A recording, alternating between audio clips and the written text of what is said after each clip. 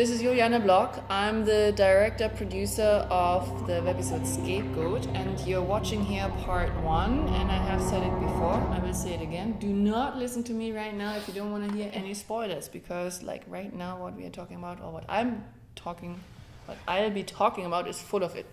So this is darkness, and I chose this location, which is my basement, and you'll start seeing it very, very soon, because I just love dark locations where you can play around with torchlights.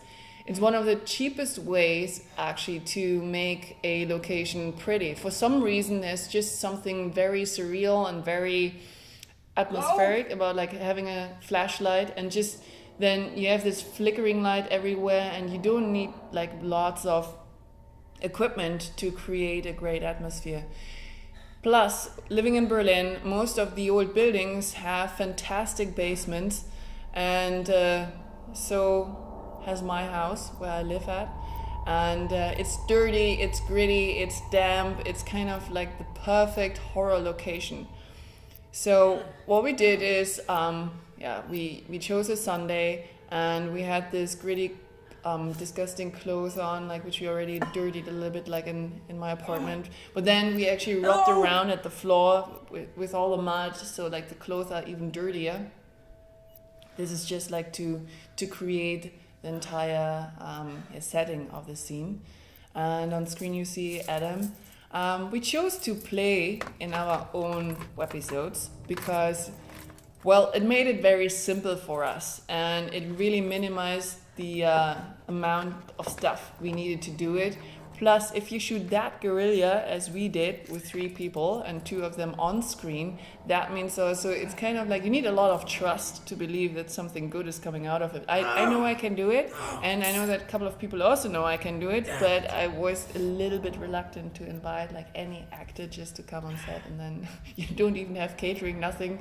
It's just like very bare. But I think the result speaks for itself. People have enjoyed it very much. I hope you guys enjoy it if you watch 1, 2, and 3. Do let us know what you think. We are always open to comments and improvement suggestions, of course. Well, to the story. Adam is this guy who wakes up in this basement.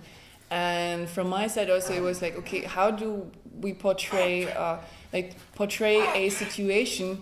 And imagine you wake up somewhere, you have no clue where you are, and you don't know what's around you, and like you're hurt, you have a ticking time bomb in your leg.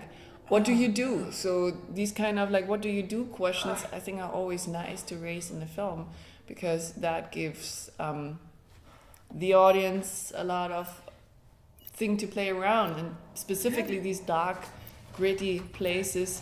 I think there's a lot of childhood memories every one of us has, so that makes it easier to direct a piece like this, because it creates this tension you might have had as a child like yourself when you were stuck in a place like this. So, well, yeah, Adam finds himself, he collects his things, he finds this torchlight and a key, doesn't know anything about it, and finds this way up. And basically this is all what the first episode is about.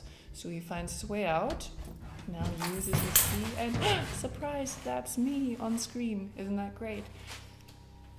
So, if you want to watch more than that, you have to actually go on to part 2.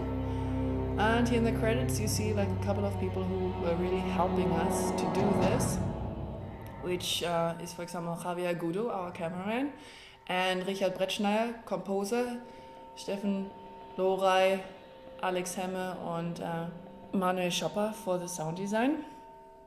Yeah, well, and I hope you just move on to part 2 now.